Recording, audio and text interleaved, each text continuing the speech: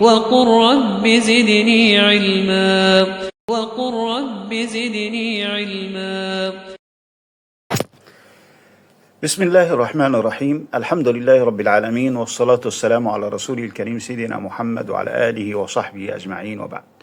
تعالوا نشاهد هذا المقطع العجيب وهذه الكرامة العجيبة لهذا الرجل الذي نحسبه مباركا ونحسبه من الصالحين. تعالوا نشاهد ثم نتحدث. اسمع هكذا ونخلي الحاج عامر هو يحكي بنفسه قصته. تفضل يا حاج عامر. عليكم. أنا الحاج عامر المهدي منصور، حجاج عن المنطقة الجنوبية، وقالوا لنا موعد الطائرة الساعة 12. توكلت للمطار زي الحجاج، وقال النية ماشي بيت الله إن شاء الله. أول ما جيت المطار ولا الوفود الحجاج تجي المطار ويستقبلوا فيهم استقبال تبارك الله، اللهم صل على النبي. خلاص جيت في الأخير في المطار محسوب آخر مجموعة، وجيت خلي زواجي، قال لي عندك مشكلة أمنية في الزواج لكن بسيطة تنحلها لك. الحجاج الآخرين كملوا لهم إجراءاتهم وركبوا في الطائرة. الكابتن قال نطلع ما بنستنى، خلاص سكر باب الطائرة وطلع. جاني بتاع المدير الامن المطار قال لي لو ان شاء الله غارب ان شاء الله ما يقاسمت لي. قلت ان شاء الله الطائره ما تطير توجي في ماشي بيت الله ناوي النيه. خلاص ردوا قال الطائره عطل. كلموا الكابتن افتح السلوم بتاع الطائره، خلي السلوم يجي يرفع الحاج اللي قاعد. قال ماني فاتح الطائره محركه والع. وجاي نفسه مدير الامن قال لي ما تكدر بالك ربك ما يقاسمت لي. قلت له والله مناديه ماني مروح المطار. طارت مرتين وردت من جديد. الكابتن قال لهم والله ماني راكب كما جبتوا لي عامر. تو احنا في بيت الله الحمد لله يا رب. كما سمعنا وكما رأينا، هذا الرجل حبست له الطائرة وحبست له الرحلة وحبس له الركاب، لأن الله تعالى قد قدر له أن يحج بيت الله الحرام، وأراد أن يريه منزلته عنده ومحبته له وكرامته عنده. وأراد أن يبين لنا ربنا عز وجل أنه إذا أراد شيئا إنما يقول له كن فيكون، وأنه إذا أراد شيئا سخر الكون له، وأنه لا شيء يجري هكذا عبثا، كل شيء يجري بمقدار، وأن الشيء لا يجري بنفسه ولا يحدث بنفسه، إنما بإرادة الله عز وجل. إن شاء سيره سيره، وإن شاء أوقفه أوقفه. سبحان الله. الرجل يمنع من الرحلة ويؤخر عنها لاشتباه أمني أو لشيء ما، ويقال له عندك مشكلة أمنية، اسمه في القذافي في الآخر ويشتبه فيه ويتحرى عنه، فيتأخر عن ركوب الطائرة، فيغلق باب الطائرة وترتفع الطائرة دونه. وثم بعد ذلك تأكدوا من حالته الأمنية، ولكن قدر الله وما شاء فعل، لم يقسم لك الحج هذا العام يا عامر، فاتتك الطائرة، ولكن الحمد لله ليس عليك أي مشاكل أمنية، وتأكدنا من ذلك ونعتذر لك. ما هذا؟ الرجل يقول أنا نيتي الحج وسأحج إن شاء الله. كيف ذلك؟ الطائرة قد ذهبت. يجلس الرجل ودعاء بينه وبين ربه، يلجأ إلى ربه يدعوه ويتمنى عليه، فإذا بالطائرة ترجع.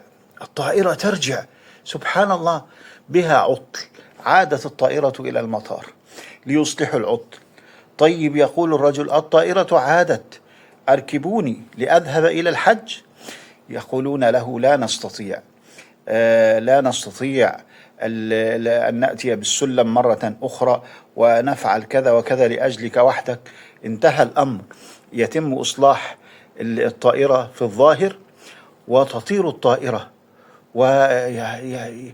والرجل يكاد يبكي من حرقته ومن شوقه لأداء فريضة الحج وإجابة وتلبية نداء ربه. ويقول لهم إن نيتي الحج، يقول له لم يقسم لك، يقول له أنا نيتي الحج وإن شاء الله ستقسمني. كيف ذلك يا عامر؟ كيف ذلك؟ الأمر قد نفد. لكن تعلقه بالله عز وجل إلى غاية بعيدة، سبحان الله. وبينه وبين الله عز وجل حب وثقة ويقين بالله عز وجل. فإذا بالطائرة تعود، الطائرة تعود للمرة الثانية من عطل، يتكرر العطل وتعود الطائرة، ويتعجب الناس.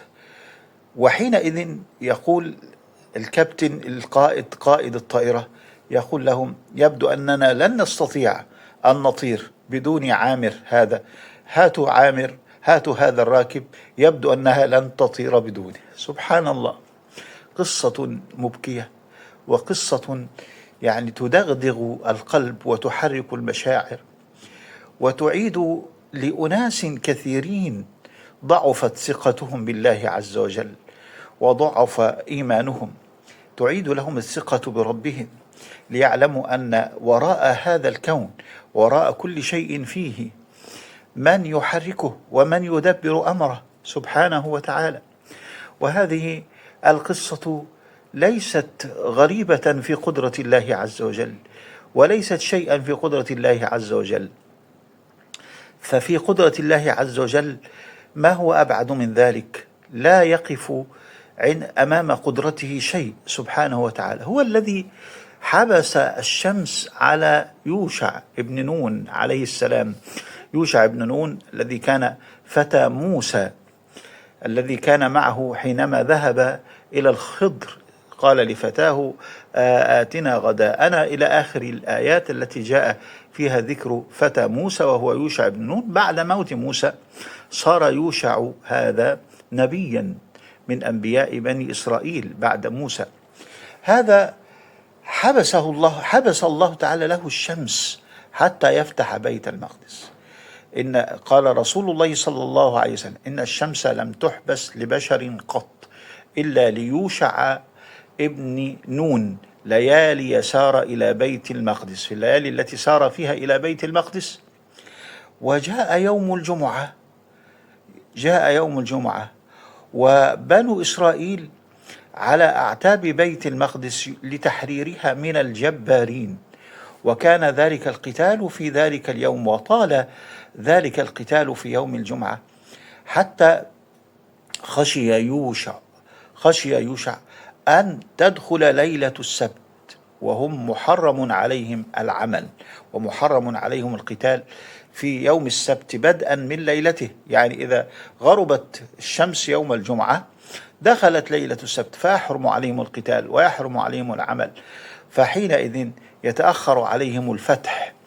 فدعا الله عز وجل ألا تغرب الشمس حتى يفتح لهم بيت المقدس، فحبس الله تعالى عليهم الشمس حتى فتحت لهم بيت المقدس ودخلوها في يوم الجمعة قبل أن تغرب الشمس وقبل أن تدخل ليلة السبت. كل هذا ليظهر الله عز وجل كرامته ومعجزته وتأييده لنبي من أنبيائه وهو يوشع بن نون عليه السلام، وليدلل أن الكون كله بيده سبحانه وتعالى، يدبره كيف يشاء، ويسخر الكون لمن يشاء، ويؤيد بقدرته من يشاء. فنسأل الله عز وجل أن يسخر المقادير لنصرة إخواننا المستضعفين المضطهدين الذين يقتلهم أعداؤهم ويحرقونهم ويسبونهم ويعذبونهم ويقتلون نساءهم وأطفالهم وينتهكون أعراضهم ويهدمون بيوتهم ويرحلونهم. نسأل الله عز وجل أن ينصرهم نصرا عزيزا مؤزرا، وأن يؤيدهم بقدرته حيث خذلهم الناس وخذلهم البشر. فنسأله سبحانه وتعالى أن يؤيدهم بقدرته المقتدرة وقدرته المطلقة التي لا يحول دونها شيء، إنه سبحانه وتعالى مولى ذلك وهو القادر عليه. وسلام الله عليكم ورحمته وبركاته. ويبقى لنا في هذه القصة درس عظيم وعبرة عظيمة، وهي أن هذا الرجل لم ييأس ولم ينقطع أمله وثقته ويقينه وتوكله على الله عز وجل. فأي أحد في مكانه أقلعت الطائرة، فماذا ينتظر؟ سيلم متاعه ويلبس ثيابه بعد أن أحرم ويرجع إلى بلده من حيث أتى، ويعني يعيد وجهته إلى بلده. لكن هذا الرجل بقي في المطار متعلقا قلبه بالله عز وجل، واثقا بكرمه وفضله، والله عز وجل لم يخذله. وتعود الطائرة، لكن كأنه لا زال يحتاج إلى شيء من الدعاء أكثر، وشيء من الإلحاح على ربه أكثر، وشيء من التعلق بربه أكثر، وكأن الله تعالى يختبر إيمانه. وكأن هذا يذكرني بقصة أصحاب الغار الذين كل واحد منهم كانوا ثلاثة، وكل واحد أغلق الغار عليهم، وكل واحد أخذ يدعو الله عز وجل بصالح عمله، تنفرج الصخرة التي أغلقت الغار، تنفرج شيئا ولكن لا يستطيعون الخروج، ويدعو الثاني فتنفرج شيئا ولكن لا يستطيعون الخروج، حتى دعا الثالث ودعا بصالح عمله فانفرجت وخرجوا يمشون. وهكذا لعل عامر هذا دعا الله تعالى بصالح عمله فإن لاح له الفرج وعادت الطائرة، واستبشر خيرا فدعا أكثر فعادت الطائرة، ثم تيسر الأمر له بفضل الله عز وجل وبفضل تعلقه بالله. فلا تيأس مهما، ولا تظن أن هناك أمرا مستحيل على الله عز وجل. لا تيأس منه أبدا. مريض عنده سرطان، عنده فشل كلوي، عنده مش عارف في القلب، فشل في القلب، عنده كذا، لا ييأس أبدا مهما قال الأطباء. لا ييأس من رحمة الله عز وجل، ولا يزال قلبه متعلقا بالله عز وجل، فإن الله تعالى لن يخيبه، والله تعالى يسمع دعاءه وسوف يكرمه وهو يستجيب له ويعطيه ويحبوه ويكرمه في الدنيا أو يؤخر له في الآخرة. وقل رب زدني علما. وقل رب زدني